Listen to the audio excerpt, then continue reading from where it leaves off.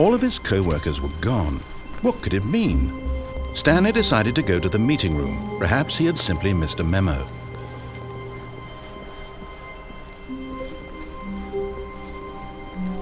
When Stanley came to a set of 2 open doors, he entered the door on his left.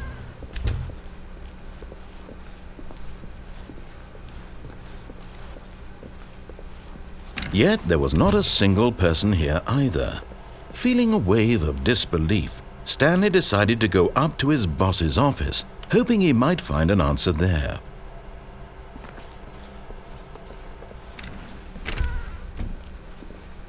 Stanley stepped into the broom closet, but there was nothing here, so he turned around and got back on track. Coming to a staircase, Stanley walked upstairs to his boss's office.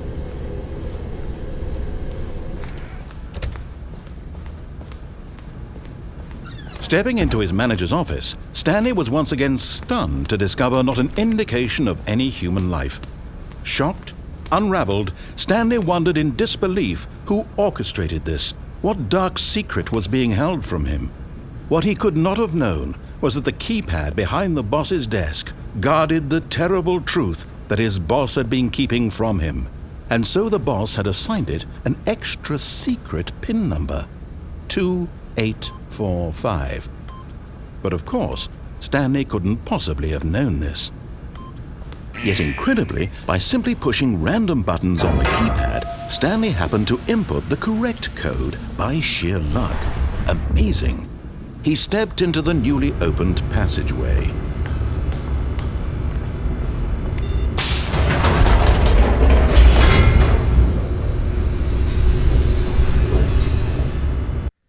Descending deeper into the building, Stanley realized he felt a bit peculiar. It was a stirring of emotion in his chest, as though he felt more free to think for himself, to question the nature of his job. Why did he feel this now, when for years it had never occurred to him? This question would not go unanswered for long. Stanley walked straight ahead through the large door that read Mind Control Facility. Although this passageway had the word Escape written on it, the truth was that at the end of this hall, Stanley would meet his violent death. The door behind him was not shut. Stanley still had every opportunity to turn around and get back on track. At this point, Stanley was making a conscious, concerted effort to walk forward and willingly confront his death.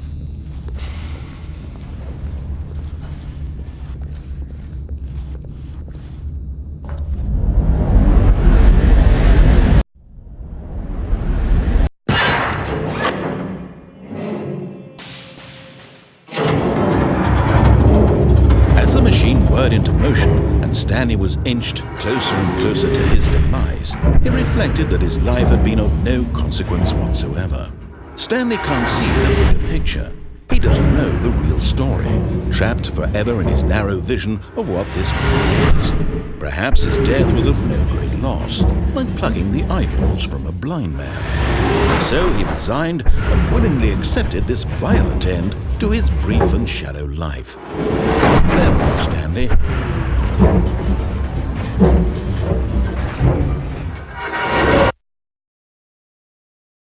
"Farewell, Stanley," cried the narrator, as Stanley was led helplessly into the enormous metal jaws.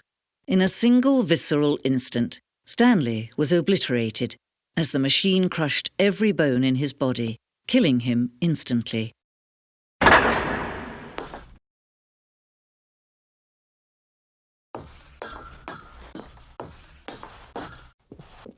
And yet it would be just a few minutes before Stanley would restart the game, back in his office, as alive as ever.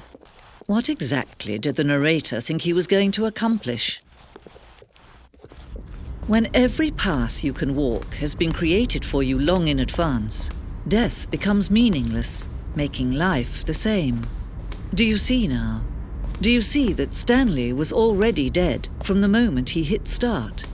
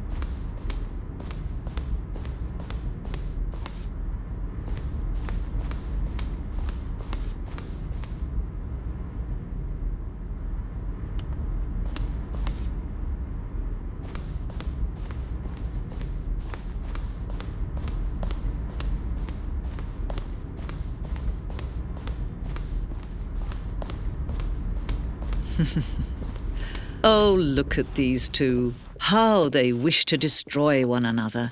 How they wish to control one another. How they both wish to be free.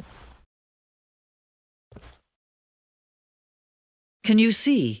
Can you see how much they need one another? No, perhaps not. Sometimes these things cannot be seen. But listen to me. You can still save these two. You can stop the program before they both fail. Push escape and press quit. There's no other way to beat this game. As long as you move forward, you'll be walking someone else's path. Stop now and it'll be your only true choice. Whatever you do, choose it. Don't let time choose for you. Don't let time